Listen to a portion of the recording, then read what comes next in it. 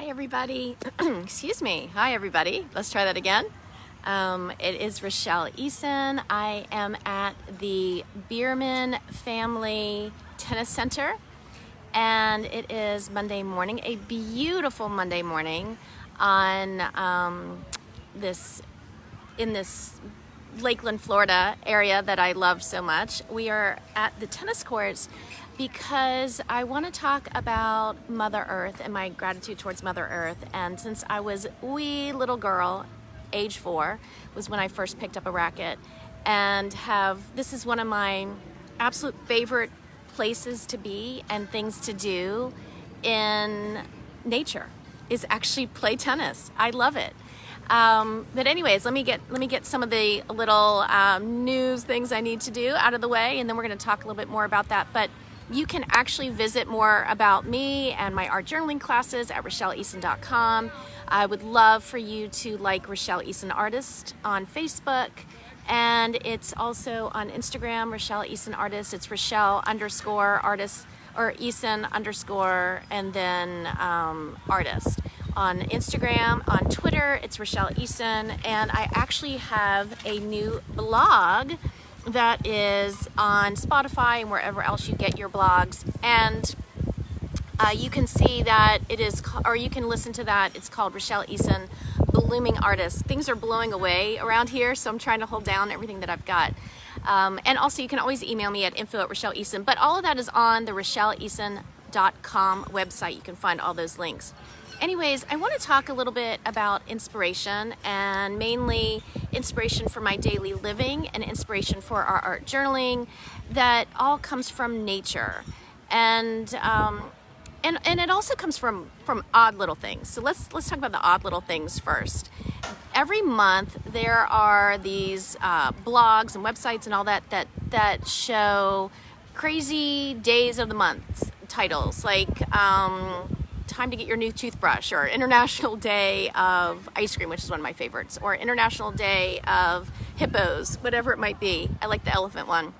In November, we had several that I used a lot of inspiration from, and November 13th was World Kindness Day.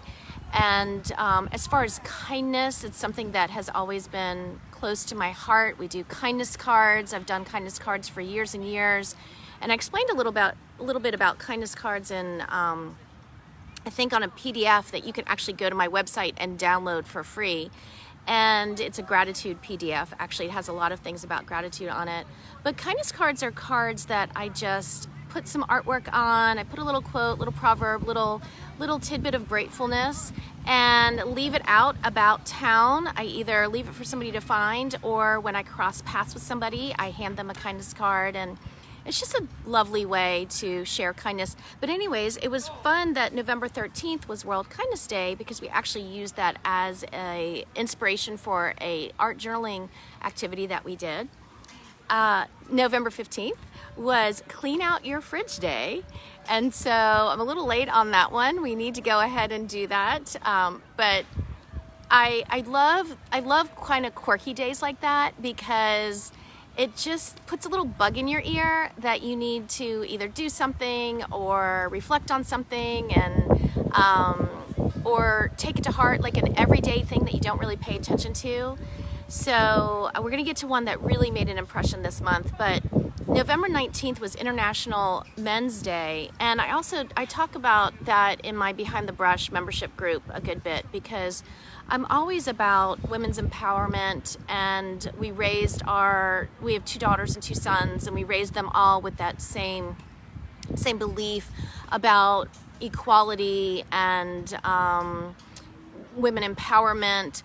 But we also made sure that we had men empowerment, that our boys felt strong and confident, and it went both ways. There was no difference between women and men. So there was definitely equality. And I like the fact that there's a website actually called International Men's Day, and you can go to that. It's internationalmensday.com, and they do a lot of phenomenal outreach, and they have organizations that can help inspire men and young boys through teenage and adulthood, and really give them confidence to be the best person they can, which allows them to be the best man that they can be, but also the best human to everyone around them, men or women. And so go to internationalmensday.com. It's just a phenomenal website that can lead you to information and other ways that we can empower those wonderful male figures in our life, those sons, our sons, our husbands, our brothers, our, you know, whoever they might be, but that we can definitely show them the love that I feel we don't do enough for men or for women. And of course, women empowerment, that's, you know, that's my thing, but you can't have women empowerment without male empowerment. Honestly, if we're going to talk about equality, it has to run the gamut on both sides. Yesterday was National Start Your Own Business Day, and I thought that was really a great day to celebrate. It gave me pause. I started my own art business when I was in college, way back in 1987, I think 1988. I started creating art and for sale. I had been doing art since I was 4. Again, Carnegie Museum of Pittsburgh. I started out when I was really young, and then had a great school that inspired us to all be be artists and come from our soul and our individuality. But in 1987, I started actually selling my art through Mom's Gallery. Actually, my mother would take my art pieces to her work.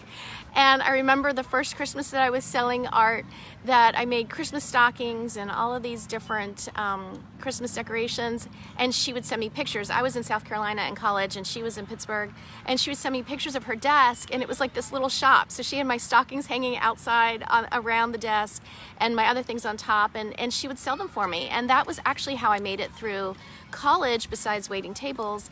And then in graduate school, I started a nursery design business, and made fabric pieces for people's nurseries, their comforters and their wall treatments and their crib bumper pads and all those kinds of things. And so I did, so I've always kind of had my own business, but it wasn't until 1999 that I really did it full time, because I started staying home with my children.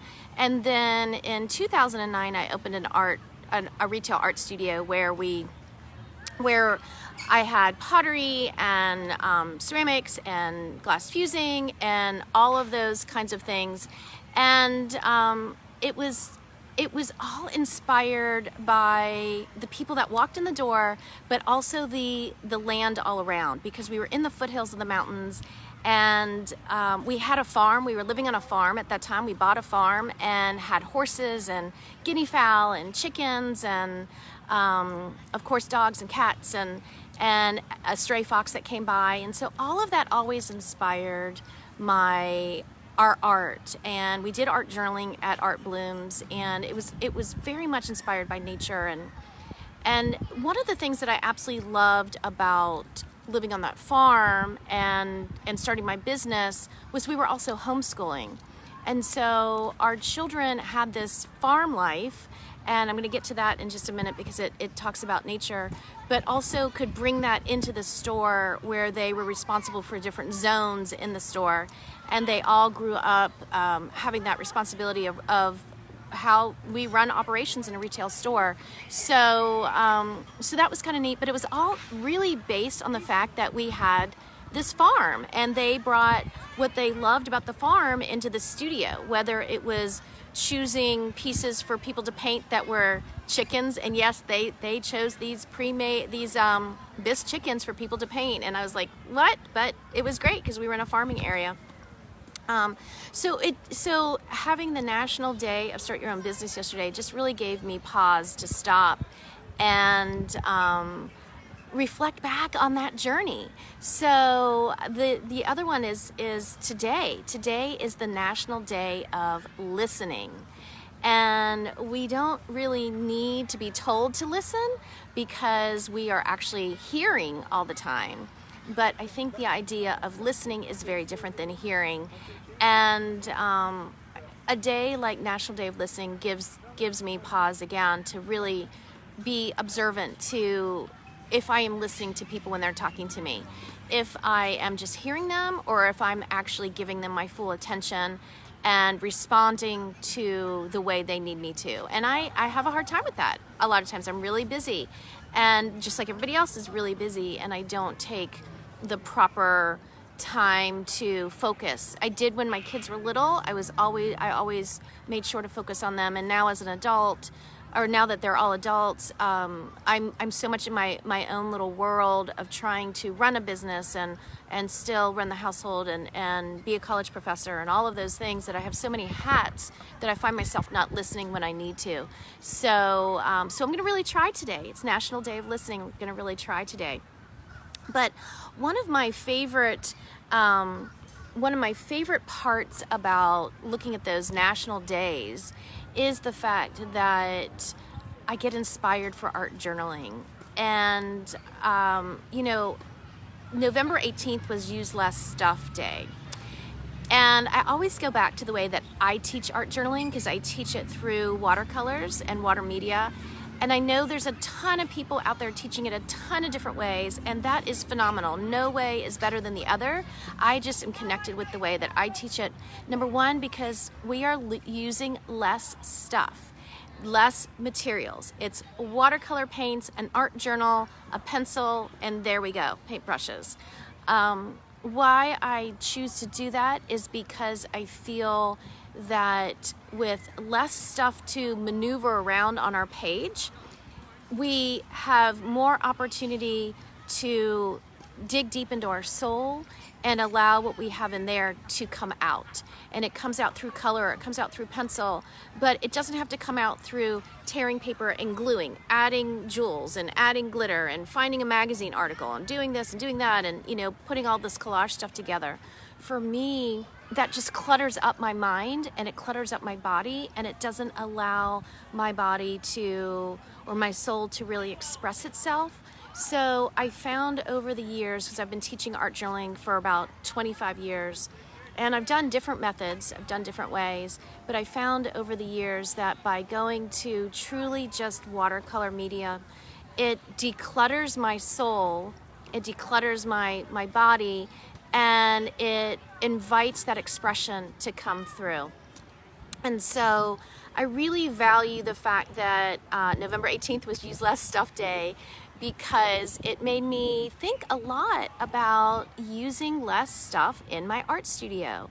At the very basic core of all of us, we want to create, but I think so many of us stop because we walk into craft stores that are, in our local area, or we see online all these phenomenal materials, and I think it makes people just stop and shudder and say, "Oh, either that's going to be a lot of money. I don't want to dive down that rabbit hole because it's going to be so much money, or it's a lot to learn, and I don't want to learn all of that stuff. I don't have time." And that's not what it is. That's not what art journaling is, at least to me. Art journaling, I have a basket that I keep by my bed, and it has a little travel watercolor set, it has a pencil, it has watercolor brushes, and it has a little journal, and that's my meditation journal. And I write, I draw and I sketch in that, and I write in it in the mornings and in the evenings, and that is all you need. Even for my art journaling classes that I teach weekly on Monday and Tuesday nights live, which actually you can go to the website and see about those, it's just watercolors and pencil and a journal. And because the work is about expressing yourself, it's not about learning a variety of art materials.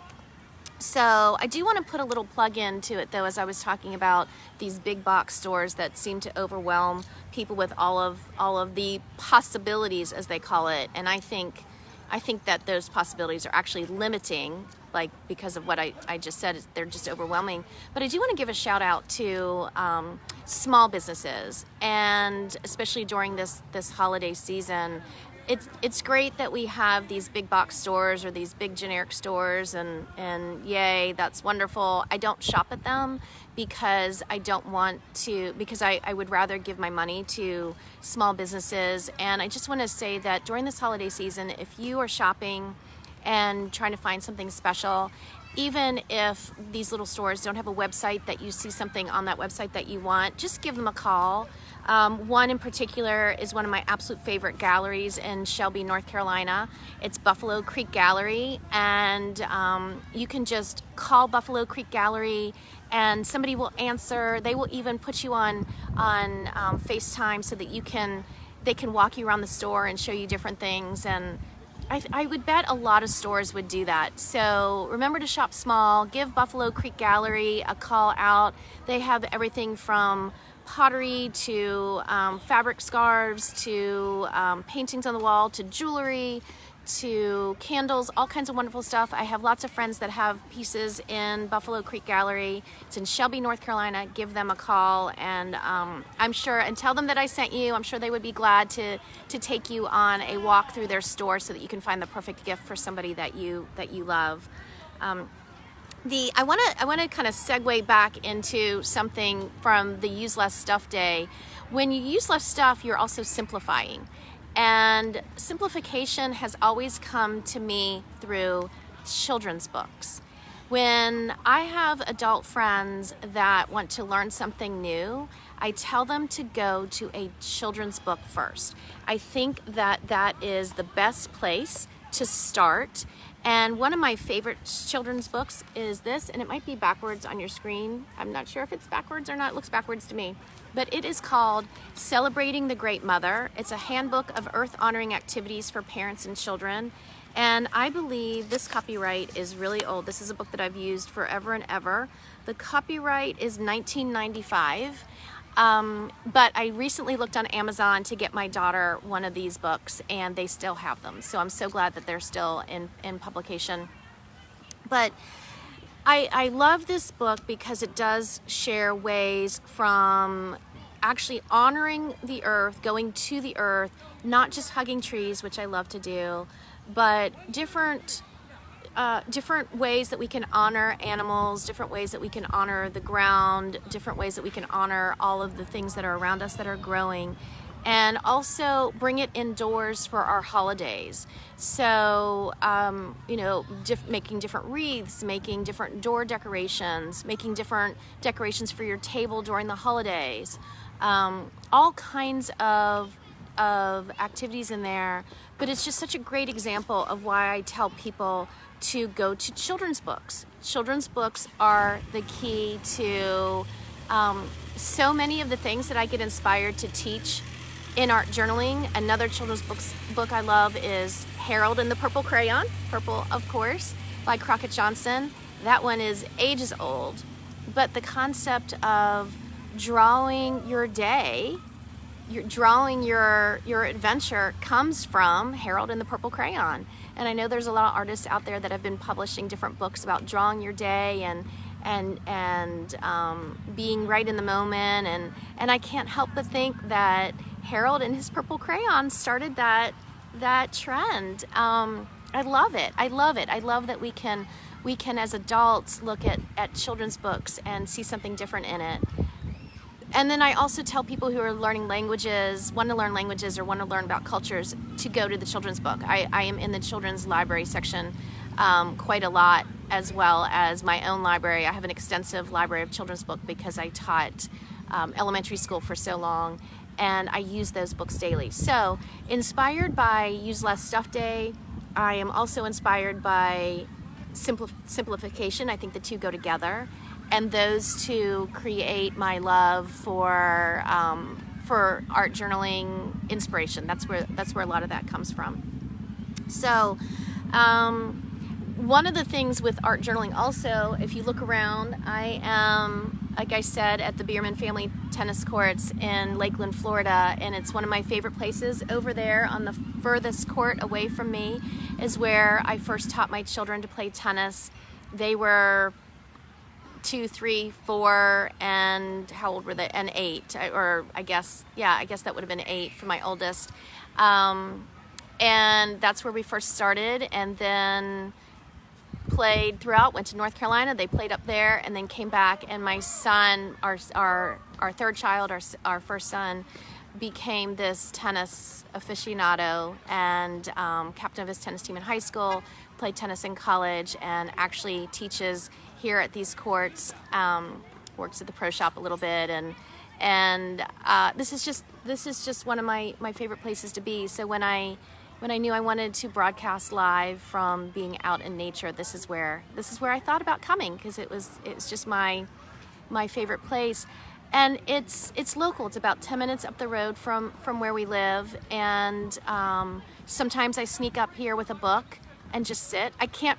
Ironically, I can't play tennis right now. I'm in physical therapy for my arm, so I can't actually play tennis, but I can definitely enjoy the sounds of the tennis court. I don't know if you can hear them. There's people playing on the courts back right there, and there's people playing over here. It's a men's league and a women's league going on right now. The sounds of a tennis court is just, it's so close to my heart, and it brings back so many memories from growing up and even as an adult and then raising our children. But I bet there's a local place where you are that you really didn't think about just going and hanging out. You know, who thinks about going to tennis courts and just hanging out if you can't play? Besides me, I guess I'm kind of a crazy one. But I kind of challenge you to think about a place in your local area where you can take that mask off, you know, because we're all masked up all around us, and you can be far away from people, but yet in an environment that Mother Nature provides for us, Mother Earth provides for us, as well as things that we can do in Mother Earth at that time. And just go there. Bring it. Take a journal. Take a pencil. Take a watercolor set. Whatever you want, and just enjoy the sounds, the atmosphere. I mean, I'm in Central Florida, and you know, our grass is green. We've got palm trees all around, moss hanging from these beautiful trees, the sun beaming through, this gorgeous sky, as you can see behind me. It's just an opportunity to just stop and enjoy. So I urge you to find a spot in your local area where you can just breathe and feel it in your soul, and open your mind and feel the inspiration just kind of rise up. That's your inner voice talking. That's your muse coming out and speaking. But we have to give our muse and our inner soul some safety and a safe place to go ahead and express itself. And again, that's where I think art journaling comes in, is that safe place to actually document that voice. But I get inspired from places like this. So find your inspiration. So one of the things, along with art journaling, that we are discussing with my creative team, and we're putting it out there now for the holiday season, is actually people purchasing art journaling months as a gift for somebody special. So my art journaling runs weekly. I teach weekly live lessons on Mondays or Tuesday nights, but I sell them by the month, and you can actually purchase a month for somebody special in your life and see if that is a way for them to unearth their inner voice and to release their inner voice. So go to RachelleEason.com and see what I have available. But it's all about art journaling, that individual expression. That's how I teach it, and that's how I have lived it for the last 25 years.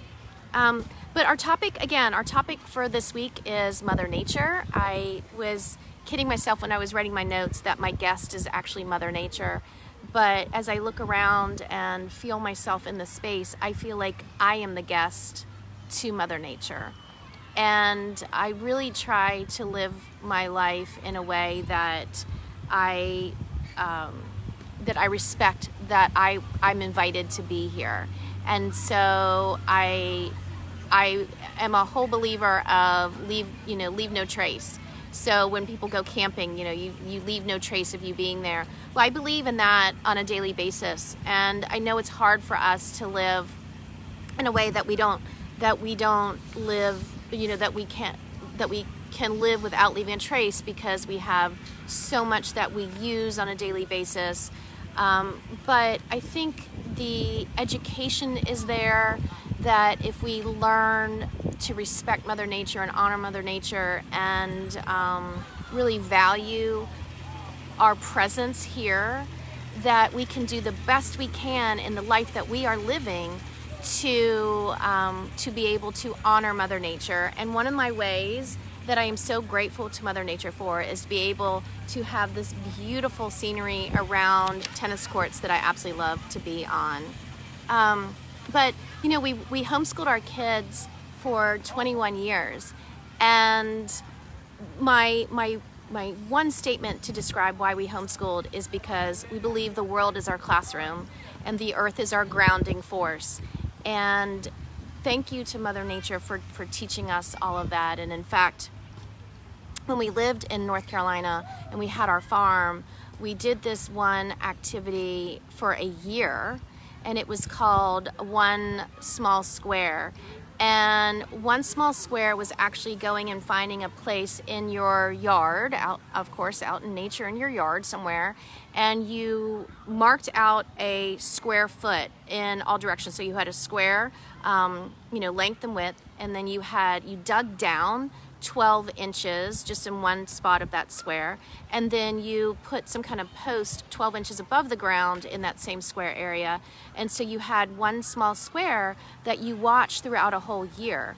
And what that showed us, and the kids were real little at that time, and they kept checking it, not necessarily every day, but definitely a few times a week, and they made marks in their journals about what they saw. But we were able to observe one space in a year's time, going through all 4 seasons, and not just noticing how the ground changed, but the different little critters that might be there different times of the year, if spiders spun a web on that post, what was down underneath, living and crawling. And I don't really like all the crawly, creepy stuff, but some of my kids did.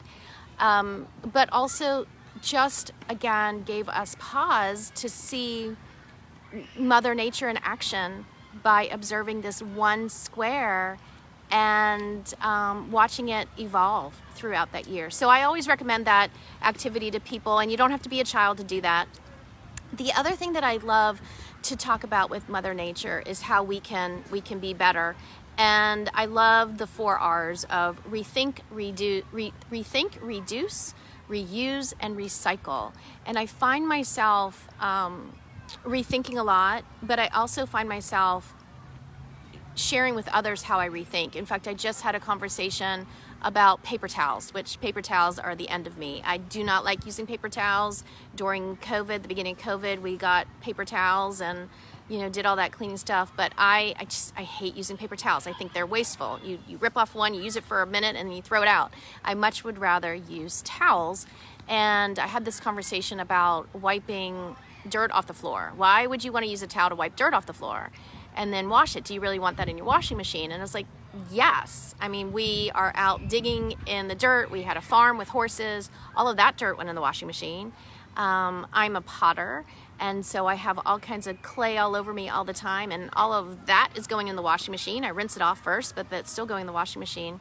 So what's the difference of taking a little rag and wiping the floor, wiping the counter, whatever? We don't need to throw that away. So I think rethinking our normal ways of being helps, in ways that we can help the environment, can go a really long way. I know everybody's on the straw kick, and I do have metal straws, and I value that people are really taking an effort to do that, but that's just a straw. So let's look beyond the straw and see paper towels and paper napkins and paper this and paper that and paper that, and hopefully we can rethink. I also like, reduce. It goes back to that idea of use less stuff. If we can reduce what we're using, or at least reduce the packaging of what we get, we can definitely help our environment so much more than what we were already doing. And I realize that there's a lot of things that we have a long way to go. We have a long way to go. And if you actually look at recycling started in the 1960s. And it was, this is what I wrote down. It was the first recycling program that they linked people's concern for the environment started popping up. That was the 1960s. It was, basically from World War II to that time. And it's so hard for me to believe that 60 years later, we are still battling recycling. So I know the college where I teach at, we don't have recycling in our department. I can't speak for the rest of the college. My understanding is that it's hit or miss. I know there's a lot of businesses that don't recycle. And then I also know we get a lot of packaging that can't be recycled. And I'm guilty. I eat vegan yogurt almost daily. And those containers cannot be recycled. Our recycling doesn't pick them up. So we reuse those. They are all over my college classroom. They're using them for slip. They're using them for little, for glaze things. They're using them and washing them out and using them again and washing them out. And so, if we can't reduce, we want to rethink and we want to reduce and we want to recycle, but if we can't do those things, then we definitely want to reuse those things. And I hope that we get to a point where that's more common than not. So how does all of this connect again to my art journaling and my inspiration? Well, tonight for weekly art journaling class, I teach that, remember, live Monday night and Tuesday nights. We are doing gratitude to Mother Earth. This whole month has been about gratitude. We started out the first week with gratitude towards self. And it was amazing to me to hear the feedback from my students, because they said they've always talked about, you always hear things about self-love, but we don't really thank ourselves. And so that was a whole topic. And actually there is a blog post, not a blog post, a podcast on that. And it's also that video, I believe, is on Rachelle Eason, artist. And then the podcast is Rachelle Eason, blooming artist. And that's a kind of a fascinating response. I was talking with somebody who had the class the night before, and we were chatting about that. The second week of November was about gratitude toward community. We talked about community of women. The third was gratitude towards animals. That was last week. And this week is the fourth week of art journaling in November. Can't believe it. And it's gratitude towards Mother Earth. And one of the things that I really love about this topic is that everybody has already lived this gratitude from day one. Whereas people struggle with self-love, and perhaps they didn't really think about a community of women, we're brought up to be thankful for the earth that's around us in whichever way. Sometimes we don't pay enough honor to it, but it's something that they already, in my opinion, should be grateful to. And we should be respecting what the earth is telling us about everything that's going on, whether it's global warming or whatever that is going on in the world, that we're making laws that are hurting our environment. I love my little Prius and drive that Prius because it's better for the environment. But I think that one of my favorite things is that I'm looking forward to for tonight's class is how people choose to connect to Mother Earth in their own individual way. So I am a lover of trees, hug trees. I love the beach. I feel like there's grounding in that sand. I can feel that power. And tonight's class, I have different prompts to get them to really generate this discussion. What are your first memories of not of actually valuing or believing that this space was special? Not I remember mine was at a park in Pittsburgh. I grew up in Pittsburgh, and it was Boyce Park, and there were big piles of leaves that were raked up, and of course they were there actually for kids to jump in. And I remember jumping in one and coming out and looking all around and just being so amazed that I got to play in something that fell from the trees above. I couldn't reach them, right? When they were green, I couldn't get up there and touch them or feel them. I could see them and I could hear them rustling in the air or in the wind, but I couldn't touch them. And there I was playing in something that fell. And I remember feeling that power of nature providing yet again, not just oxygen for us to breathe and beauty for us to behold, but entertainment in a way, and I guess that's kind of what I love about tennis courts being set out in such beautiful areas, that I get to enjoy playing tennis, but also in the midst of this natural beauty. So I just love it. So tonight I don't want to give too much away because I like the spontaneous responses from my students, and that is what helps my art journaling classes be individual for each person, because I teach with prompts. And even though I'm teaching watercolor techniques and painting techniques and drawing techniques within that, that's secondary to everybody's responses. And I generate it in a way that they're not necessarily copying what I do. Some can. Some feel more comfortable doing it with me through class, and then they watch the recording of the class and they do it again. In fact, I want to share what somebody did this week. But I feel like to get everybody to respond authentically, I need to set up the prompts in a certain way that invite them to look within themselves and express that. And one of the benefits, I think, of being online and teaching this live online is that people aren't looking across the table or beside them at what their fellow students are doing. They only have their space, and they're comfortable in their space already because they're doing it from home. They're in their journal and they're zoned into their journal. They hear me, out of the corner of what they're listening to, but they tend to really zone in and tune in to what I'm guiding them to do. And it's an amazing, oh my gosh, it's an amazing process. I'm so passionate about it.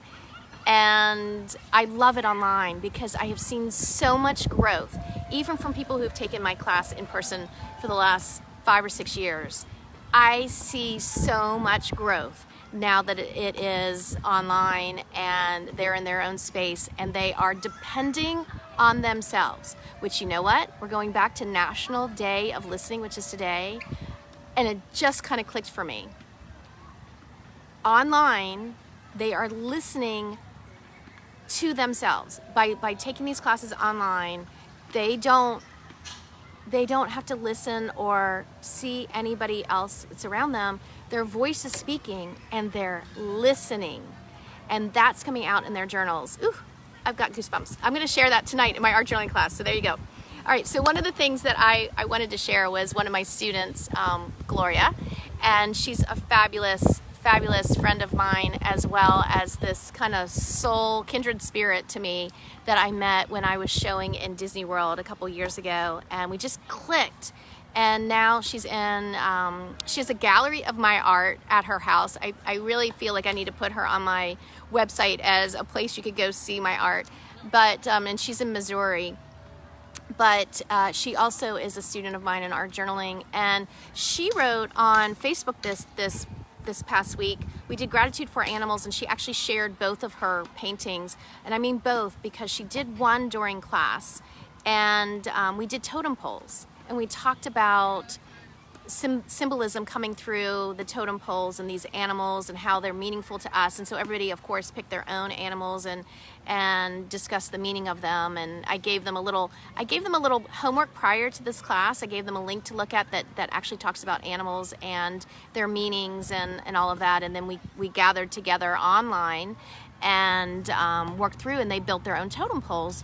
And so she did she says, the colorful, unique totem was my first of 2, and it was rather silly but fun.